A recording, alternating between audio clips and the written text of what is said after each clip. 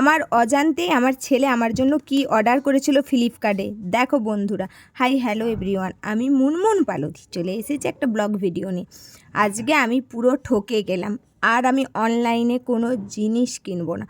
এক কালার দেখিয়েছে, এক জিনিস পাঠিয়েছে। তো আমার ছেলে আমার অজান্তে একটা শাড়ি অর্ডার করে দিয়েছিল ফ্লিপকার্টে। তো আমি জানতাম না, আজকে হঠাৎ এসে আমাকে ফোন করছে যে ম্যাম আপনি বাইরে আসুন, আপনার অর্ডার এসেছে আপনার।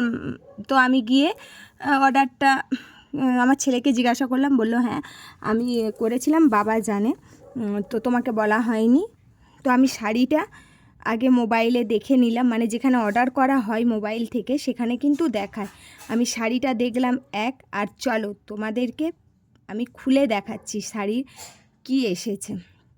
পুরো একদম লাল, একদম রঙটা পুরো লাল, মানে ক্যামেরাতে খুব টকটক করছে, কিন্তু আমি খুলে আমার মানে অন ক্যামেরাতে তোমার হচ্ছে লালই, কিন্তু লালটা না কেমন যেন ম্যারমের করছে কালারটা শাড়ি। আর দেখো শাড়িটা আমি দেখেছিলাম কুচিতে আর হচ্ছে আঁচলে, মানে দুরকম কালার শাড়ির, গোটা বডি এক কালার আর কুচিতে এক কালার, কিন্তু এসেছে দেখো মানে দুটো কালার ছিল। আমি যেই শাড়িটা মানে আমার ছেলে যেই শাড়িটা অর্ডার করেছিল, আর এই কালারটা দেখো পুরো একদম এক কালার এসেছে লাল। আর দেখো পাড়েতে হচ্ছে একটু হলুদ আছে, আর আঁচলে ঝুরি আছে। এই একদম আমাকে পুরো ঠকিয়ে দিয়েছে কালারটা শাড়ির। তো আমি হচ্ছে এর আগেও একবার অর্ডার করেছিলাম, তোমরা তো দেখেইছো, একটা পিঙ্ক কালারের শাড়ি। তো সেটা আমার ভালোই এসেছিলো কালারটাও, এবং শাড়িটাও খুব সুন্দর ছিল, ফাইন। আমি পরে ভিডিও বানিয়েছি, অনেক ছবিও পোস্ট করেছি, তোমরা দেখেছো হচ্ছে। তো আমি ওই ভেবেই আবার মানে আমার ছেলে ওই ভেবেই হয়তো অর্ডার করেছিল যে মা তো ভিডিও করে মায়ের লাগে। আমি কদিন আগে এমনি বলছিলাম যে আবার একটা শাড়ি অর্ডার করব, তো ও নিজের থেকে ওর বাবাকে দেখিয়ে ও শাড়িটা অর্ডার করেছিল, কিন্তু সম্পূর্ণ আলাদা শাড়ি।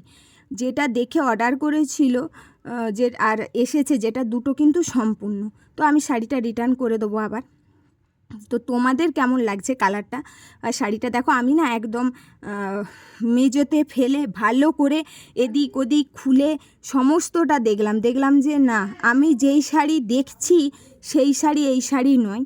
তো সত্যি অনলাইনে ওই জন্যই কেনাকাটা করতে নেই, আমারই ভুল বা আমার ছেলেরই ভুল।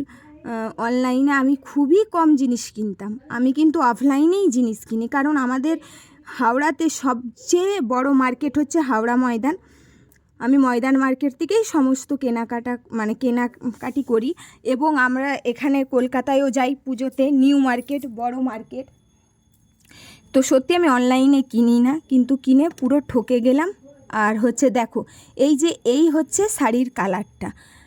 তো এইটাতে মানে আমি ক্যামেরায় তোমাদের দেখাচ্ছি বলে টকটক করছে, কিন্তু আমি যখন মানে ক্যামেরার বাইরে দেখেছি আমি যে হচ্ছে কালারটা একদম বাজে কালার এসেছে, আর আমাকে তো একদম মানাচ্ছেই না, এত লাল ঘাটঘাট করছে, মানে কালারটা পুরো লাল। আমি যেই কালার দেখেছিলাম সেই কালার নয়। তো যাই হোক, আমি জিনিসটা রিটার্ন করে দেবো। তোমাদের কি শাড়ির কালারটা ভালো লাগলো, বা আমাকে কি পরলে ভালো লাগবে বলো তো বন্ধুরা? তোমাদের উপর নির্ভর করছে।